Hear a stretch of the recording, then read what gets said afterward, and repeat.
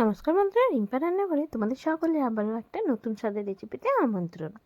আজকে দেখতেই পাচ্ছ চাউমিনের রেসিপি নিয়ে এসেছি। এটা মিক্স চাউমিন। তো চলো দেখে নাও এটা কীভাবে বানাই। চাউমিন আমি এখানে 5 প্যাকেট নিয়ে নিয়েছিলাম, তাই একবারে এটা তো আমি বানাতে পারিনি, এটা আমি দুভাবে বানিয়েছিলাম। তো যাই হোক, প্রথমে চাউমিনটাকে আমি সিদ্ধ করে নেবো। আর সিদ্ধ চাউমিনটা কেমন করতে হবে তোমরা তো জানোই, তবুও আমি একবার বলে দিই। দেখবে যখন 80% মতো চাউমিনটা সিদ্ধ হয়ে গেছে, হাতে করে দেখবে যে তার যে সাদা অংশটা সেটা একটু একটু দেখা যাচ্ছে, সেই সময়ই কিন্তু এটাকে নামিয়ে নেবে। আর অবশ্য অনেকেই চাউমিন সিদ্ধ করার সময় তেল ব্যবহার করো, আমি কিন্তু করি না। তোমরা চাইলে করতে পারো। আমি শুধু লবণ দিয়ে এটাকে ভাপিয়ে নিই, তারপরে আমি কিন্তু এটাকে জল দিয়েও ধুই না, আমি শুধু এই ছেঁকে নিই ব্যাস। তারপরে কি করি এখন বলবো না, আগে চাউমিনটা সিদ্ধ হোক, তারপরে বলবো, বুঝলে তো? তো দেখো, চাউমিনটাকে আমি সিদ্ধ করে নিচ্ছি। আচ্ছা, যদি রান্নাটা ভালো লাগে লাইক করো, সাবস্ক্রাইব করো, আর প্লিজ আমার পাশে থেকো। তোমরা যদি একটা লাইক করো, সত্যি আমার উপকার হয়, অনেকটাই উপকার হয়। আর তোমরা যে রোজ আমার ভিডিও দেখো আর আমার পাশে থাকো আর মিষ্টি মিষ্টি কমেন্ট করো, তার জন্য প্রত্যেককে ধন্যবাদ। আর যারা নতুন বন্ধু আসছো তো আমার বাড়িতে, প্লিজ তাদেরকে অনুরোধ করব, একটা লাইক করে দিও যেও, আর কমেন্ট করে দিয়ে যেও। তোমাদের একটা কমেন্ট আমাকে অনেক দূর এগিয়ে যেতে সাহায্য করবে। ওকে, তো দেখে নাও, আমার কিন্তু চাউমিনটা সিদ্ধ হয়ে গেছে, তারপর ছেঁকে নিয়েছি। বলেই দিলাম জল দিয়ে ধুইনি, আমি শুধু সাদা তেল এখন ব্যবহার করলাম। তোমরা চাইলে লবণটা যদি কম মনে হয় এই সময় লবণ দিয়ে এই কাঁটা চামচের সাহায্যে মিক্স করে নিতে পারো। আর হ্যাঁ, যদি দেখো চাউমিন কখনো গলে গেছে, তাহলে কিন্তু কিছুক্ষণের জন্য ফ্রিজে রেখে দিতে পারো। কড়া বসানোটাই তোমাদের দেখালাম না, ডিম ভাজাটা দেখিয়ে দিলাম। আসলে এই সময় ক্যামেরাটা অন ছিল না আর আমি খেয়াল করিনি। তো যাই হোক, দেখো তেল দিয়ে আমি কিন্তু ডিমটাকে ভেজে নিয়েছি। একটাই ডিম দিয়েছিলাম। তারপরে ডিমের যখন ভুজিয়াটা হয়ে গেছে, চিকেনগুলোকে দিয়ে দিলাম। চিকেনটাকে আমি শুধু লবণ মাখিয়ে রেখেছিলাম, আর কিচ্ছু মশলা ব্যবহার করিনি। যেহেতু এটা মিক্স ভেজ চাউমিন, তাই এগুলোকে একটু আগে থেকে ভেজে নিচ্ছি। ভাজা হয়ে গেছে, দেখতেই তো পাচ্ছ। মোটামুটি ভাজা হয়েছে, পুরোপুরি তো আর ভাজা হয়নি। একটু কড়াইতে সাইড করে নিলাম, তারপরে ওই তেলের মধ্যে পেঁয়াজ, কিছুটা কোচানো পেঁয়াজ দিয়ে দিলাম।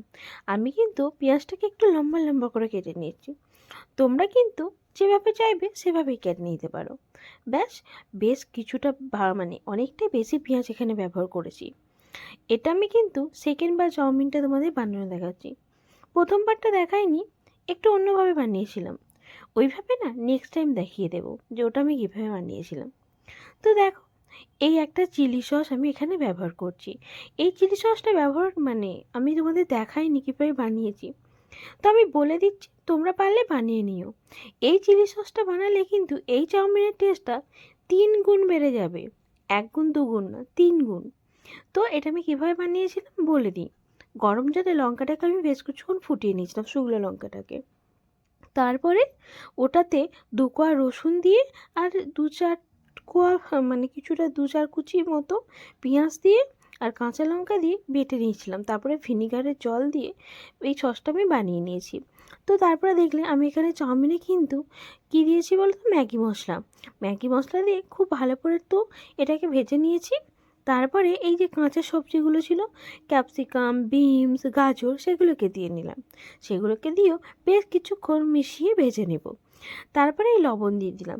দেখো, ভাজতে গিয়ে যেন সবজি কালার নষ্ট না হয়ে যায়।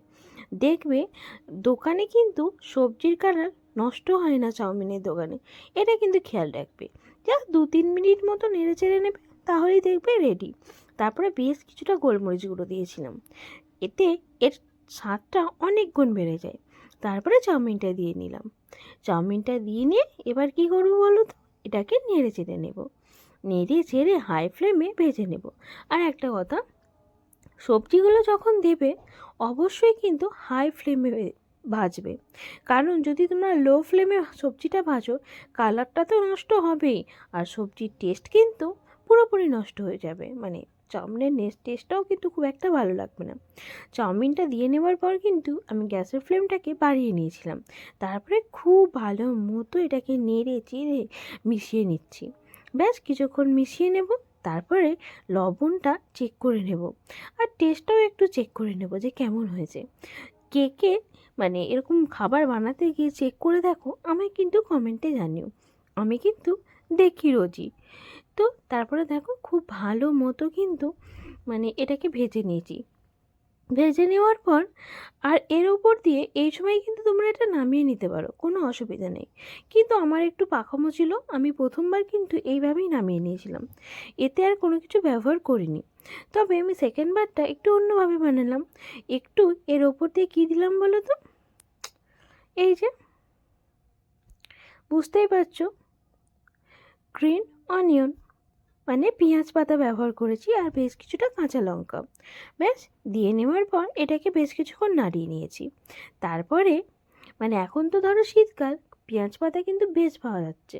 তো এই সময় কিন্তু পেঁয়াজ পাতার ব্যবহার করতেই পারো চাউমিনে, এতে কিন্তু এর টেস্টটা বেশ ভালো আসে। এই সময় অনায়াসে এটাকে খেয়ে নিতে পারো। কিন্তু আমি আরেকটু বাঁকামো করেছি। এরপর আমি এখানে একটু টমেটো সস দিয়েছি। টমেটো সসটা দেওয়ার পরও চাউমিনটা কিন্তু বেশ ভালো লেগেছে।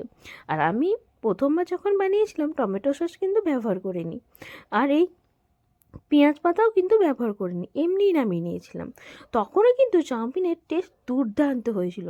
দু রকমভাবে আমি চাউমিনটা বানিয়েছিলাম, তো দু রকমভাবেই চাউমিনের টেস্টটা বেশ ভালো হয়েছিল। তোমাদের আমি মুখে বলে দিলাম, তোমরা যে যেমন পারো বানিয়ে নিও।